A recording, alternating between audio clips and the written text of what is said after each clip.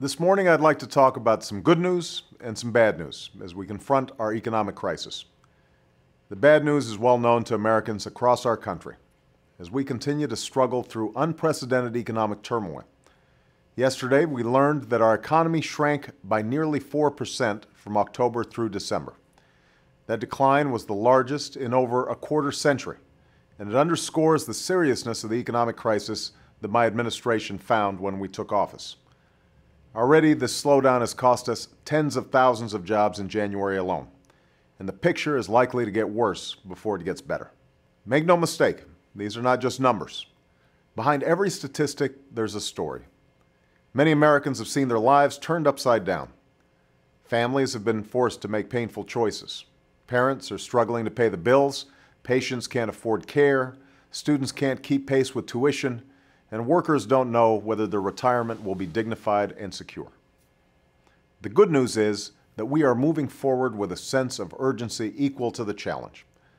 This week, the House passed the American Recovery and Reinvestment Plan, which will save or create more than 3 million jobs over the next few years.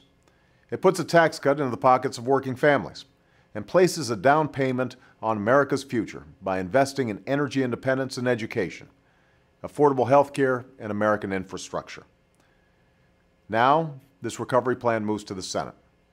I will continue working with both parties so that the strongest possible bill gets to my desk. With the stakes so high, we simply cannot afford the same old gridlock and partisan posturing in Washington. It's time to move in a new direction. Americans know that our economic recovery will take years, not months. But they will have little patience if we allow politics to get in the way of action, and our economy continues to slide. That's why I am calling on the Senate to pass this plan so that we can put people back to work and begin the long, hard work of lifting our economy out of this crisis. No one bill, no matter how comprehensive, can cure what ails our economy. So just as we jumpstart job creation, we must also ensure that markets are stable, credit is flowing, and families can stay in their homes. Last year, Congress passed a plan to rescue the financial system. While the package helped avoid a financial collapse, many are frustrated by the results, and rightfully so. Too often, taxpayer dollars have been spent without transparency or accountability.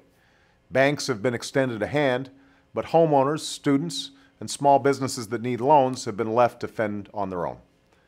And adding to this outrage, we learned this week that even as they petitioned for taxpayer assistance, Wall Street firms shamefully paid out nearly $20 billion in bonuses for 2008. While I'm committed to doing what it takes to maintain the flow of credit, the American people will not excuse or tolerate such arrogance and greed.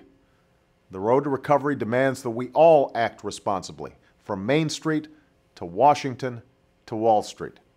Soon, my Treasury Secretary, Tim Geithner, will announce a new strategy for reviving our financial system that gets credit flowing to businesses and families. We'll help lower mortgage costs and extend loans to small businesses so they can create jobs. We'll ensure that CEOs are not draining funds that should be advancing our recovery. And we will insist on unprecedented transparency, rigorous oversight, and clear accountability so taxpayers know how their money is being spent and whether it is achieving results. Rarely in history has our country faced economic problems as devastating as this crisis, but the strength of the American people compels us to come together. The road ahead will be long, but I promise you that every day that I go to work in the Oval Office, I carry with me your stories, and my administration is dedicated to alleviating your struggles and advancing your dreams. You are calling for action. Now's the time for those of us in Washington to live up to our responsibilities.